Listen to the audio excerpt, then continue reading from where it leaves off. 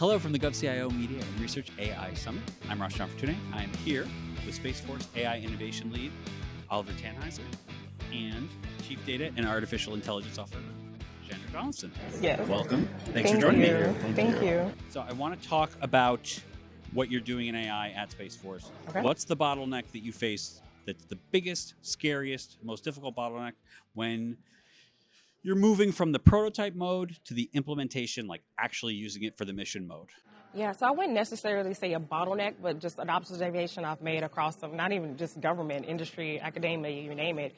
Everyone is trying to deploy these AI solutions and just technical solutions so fast that what I'm seeing is a lot of organizations are starting with the solution and trying to work forward, and they should be starting with the problem and working backwards. So one of the things that we're really honing in on, again, is like starting with our guardians as well as our airmen assigned to space missions. What problem are you trying to solve?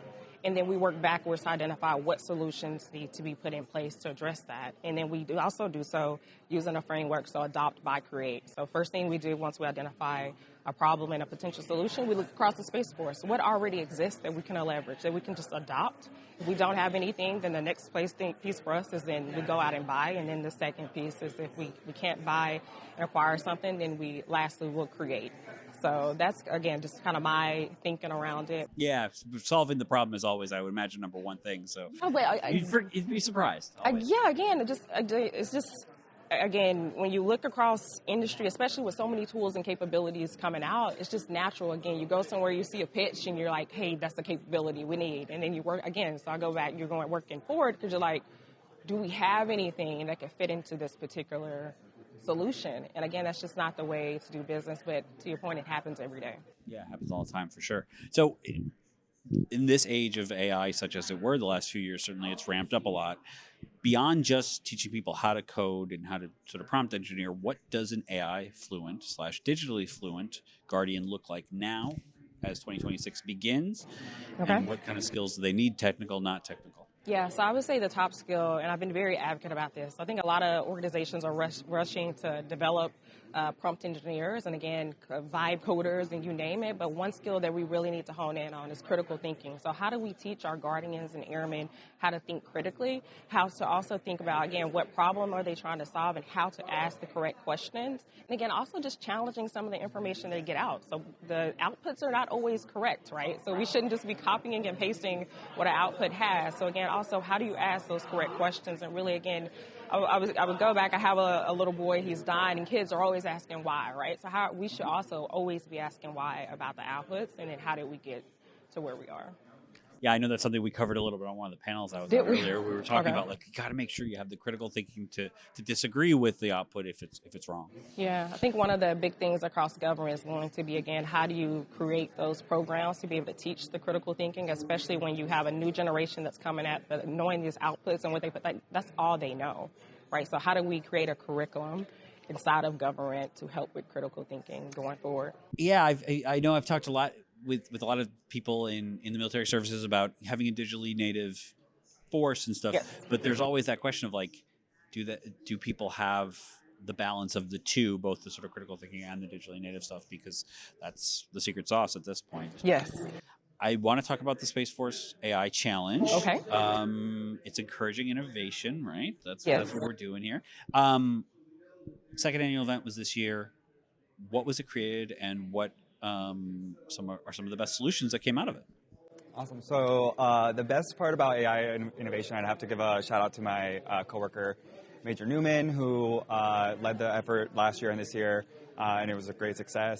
It is basically to foster innovation within the Space Force and kind of demystify AI for the people that are doing it and get their hands on with the technological pieces behind the AI and how it can solve their everyday issues or everyday problems or hurdles. And I think the coolest product, like the one that I liked the most at least, was Polaris. So when family, it's not just the guardian themselves, but a family moves in PCSs, a big struggle that they have is finding childcare or finding basic base information. And Polaris really helps them, it uses AI to help them kind of fix their routine in terms of like the PCSing. So their new location and like how they can fix their routine into that way as well. So that's like my favorite one because I think routine is really important for me, and I can only imagine if you up and shift every 2 years for PCSing, that finding your routine is probably pretty good to do. It sure makes everything much, much, much easier because then you can do your job. You don't have to worry about this extraneous stuff. Space GPT, you're being recognized for that today. The Flywheel winner. Congratulations. Thank you. Can you explain how lessons from other experiments helped shape Space GPT? Yeah, so again, team effort. Huge shout out to my entire team, especially my mentor, Ms. Donelson over here. Without them, I'd not be able to do what I did. Again, it was I'm so happy that we were able to do an enterprise capability for the Space Force. Some of the lessons that we've learned beforehand were the Guardians were really, I guess, thirsty, or really just like they really wanted to get their hands on AI, right? So they heard that AI was out there. They're over at DOW. We have a lot of like data that can't really necessarily be just put into ChatGPT, right?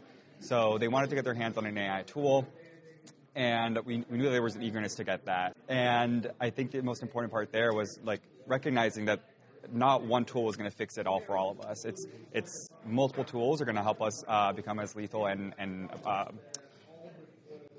innovative as possible. I think Space GPT has access to 33 LLMs, so you can really hone down on what it is that you need. So, for example, I was making PowerPoints yesterday, and I use Anthropic Claude 4.0, which is like one of the better ones for PowerPoint. But you can use specific languages to do specific tasks, which is the most important part, where access to all of those LLMs allows you to have access to all of those little tool sets, essentially. Yeah, you want to have the best tool for the job, certainly. Exactly. Yeah, that was key for us. Again, giving our Guardians the ability to choose which model they wanted to use based off of their use case. So again, it's just been powerful and very, motivating to see some of the use cases and the things that they've been able to do, especially from a time-saving perspective. So how do we give them back minutes on mission to be able to do those more critical tasks? And we've been able to do that, and we've seen those use cases across the service. Tedious and dangerous. That's what AI is best for. Sorry. No, you're good. I think it's also important because it kind of like let them dip their toes into the world of AI with a tool that was approved through CUI, and it like really set them up for success for the release of GenAI.mil for the entire DOW. Yes. And they weren't necessarily as scared to use it now that they've had experience with another AI tool. Yeah.